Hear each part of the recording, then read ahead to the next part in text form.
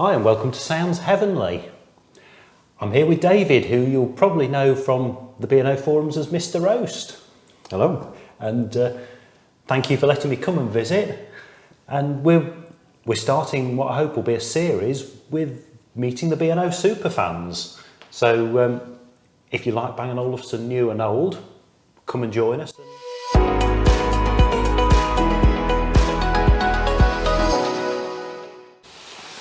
Right, this is something we've got to find out. I could see you got a box under the table. Let's have a look. I'm guessing that none of the viewers will be able to guess what's in this brown box that is secretly hidden under a coffee table. There's a clue hidden on this inside yes. flap.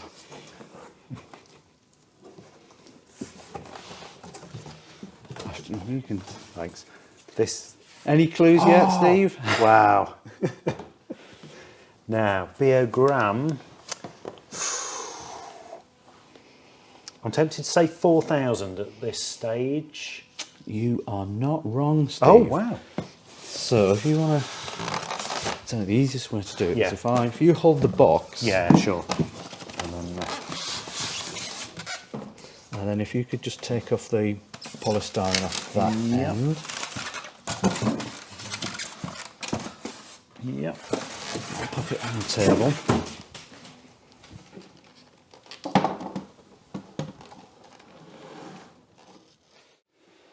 Now, as you can probably smell, you haven't got smelly vision on, but you get the nice waft of 1970s, aroma, yes. 1970s electronics. Yeah.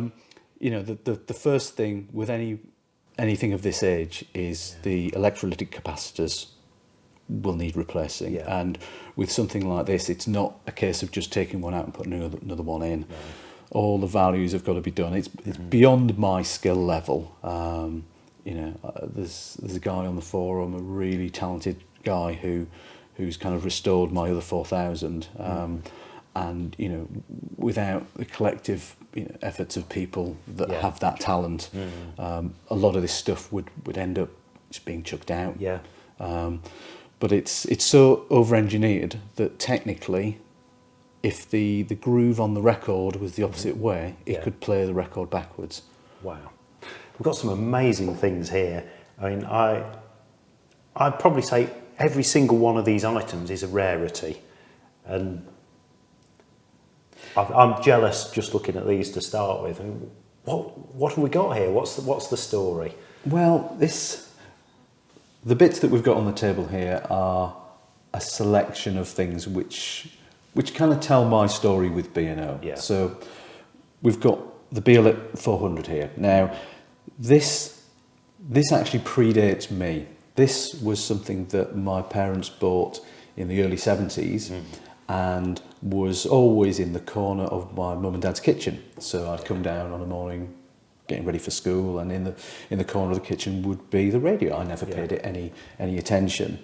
And in the early 90s, after I'd been on a school trip to the First World War battlefields, I'd gone into a hi-fi shop and I'd seen this amazing thing with glass doors that you went near and it opened, and I was like, what's this, B&O? And I came back home and I was telling my mum and dad about B&O, and my dad said, well, you do know that radio in the corner is made by B&O. Right. And suddenly the old radio that was in the corner had a new lease of life, and I was like, oh, can I have that in my bedroom? Yeah. So yeah, this was my mum and dad's. I've kind of restored it. We sent it to B&O in the early 90s to have a few things. Some of the buttons had kind of got knocked off. A new aerial was kind of put on. But this is where my story kind of starts. Excellent. This is where I kind of came into B&O. Yeah. And then in my teens, in the 90s, is where things kind of kicked off. Yeah. So as I say, I'd come back from the school trip and I had the catalogue, 1990 catalogue, and I would kind of go to bed at night, and with a torch I'd be there flicking through, looking at the things, and looking at all these systems and thinking, oh, one day I'd love that. Yeah. And this is where we come on to the Beolink 7000. Oh, Now, lovely. This is a real B&O classic, isn't it? Oh, I love that. I know. Never get tired of seeing this that. is the thing where, and for a 30 year old Yeah. remote control, they are notoriously kind of tricky at times. Yeah.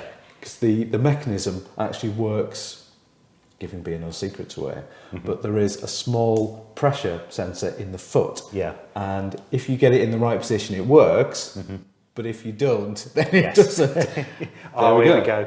And for a early 1990s remote control, this is Well, this is the thing. This I is kind amazing. of, I look at modern B&O and I look Yeah. at the prices and I think, the remote controls, thinking how much?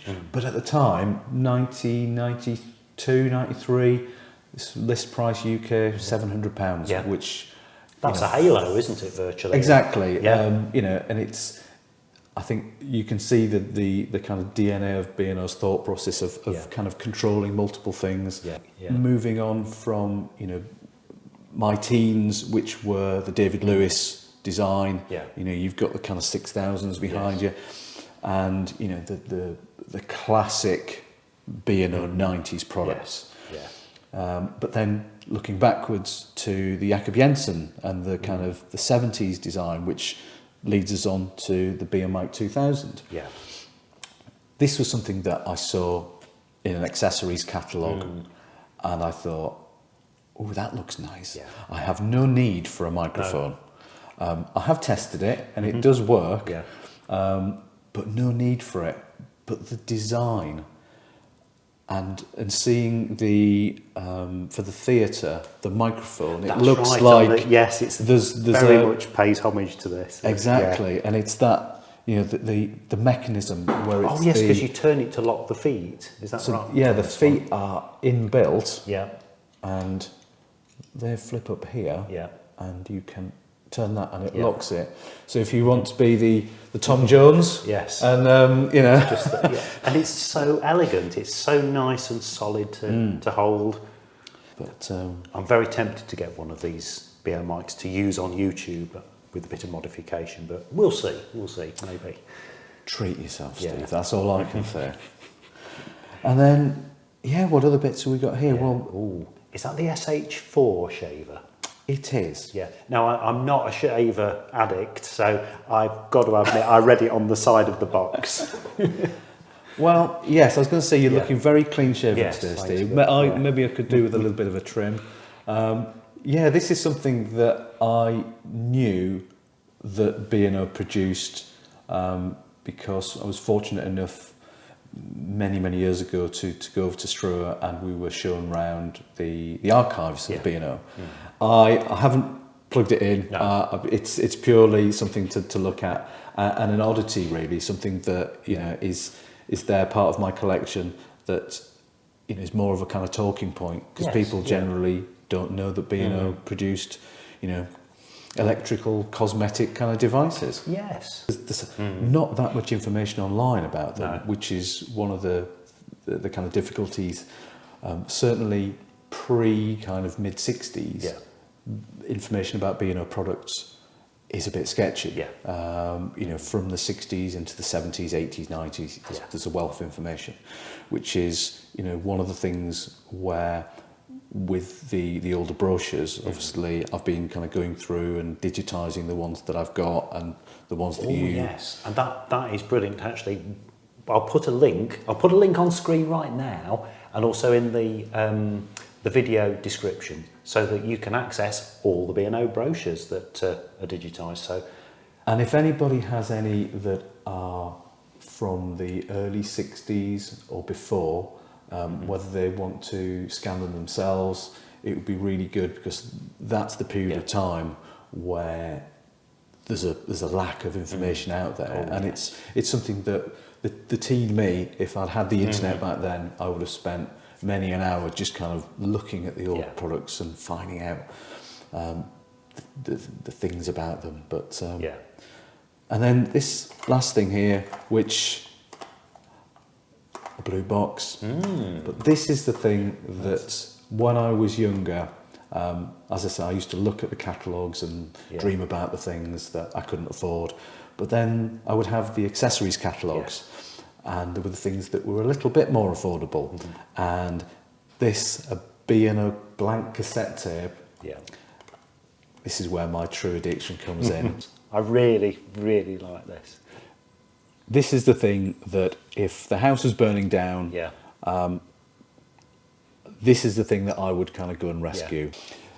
There were, you know, the black wasn't a particularly popular colour because people thought it looked like your Sony stacking system or your, you know, whatever manufacturer, the black Japanese box hi-fi Yes, systems. And so the black Beogram 7000 has become a bit of a unicorn to find, Yes. particularly in good condition. And I managed to find this in France. Wow. I was very, very nervous about getting it shipped Yeah. from the guy that sold me it, but it turned up and he'd packed it really, really well. Yeah. And yeah, it's just, I'm Yeah. speechless with Yeah. with how I love it. But even just the kind of level meter, this was the thing that for me, you know, and the magic of being able to kind of like, you know, open it up and Yes, see and the the fact it see still the plays tape playing. while you open the cassette drawer. I love Yeah, that. it's the whole mechanism just kind of slides. So it's not Yeah. just like the front bit, it's the actual whole kind of transport. Everything kind of moves. Again, you know, you've got the CD drawer as well, Yeah. which, you know, just slides out. Yeah. And it's just, you know, the kind of less than 2 mil thick piece of aluminium. So you've got this with the 7000 remote that we saw. I mean, I just think this is it's absolutely timeless, this setup. It never looks out of date. That's Bang & Olufsen's at its best. Brilliant. Well, thank you. This has been Yeah, no amazing. problem. Talking B&O, looking at some of the things from the collection and Yeah, well, hopefully Yeah. I haven't bored you or the Not at viewers all, no. rambling on. You know, I'm still going to be going on to eBay and spending money that I probably shouldn't do on vintage B&O stuff. So there's no stopping. Yeah, I'm a lost same cause, here. Steve. Yeah, excellent. But if this has interested you and you think that other B&O fans would like to see your B&O collection and chat with you, please get in touch. This is hopefully the start of a series talking to B&O fans. So wherever you are, whatever your particular B&O era is, then please let me know. I'd love to meet and chat with you and let's share our love for the brand. So thanks, David, and please look out for David on the B&O forums as Mr. Roast, and I'll link again on screen to the B&O brochure repository that we've got that you've very Brilliant, kindly thank you. been uploading. So if you're missing documents for the era of B&O that you love, chances are you'll find it here. Thank you very much, and thank you for watching.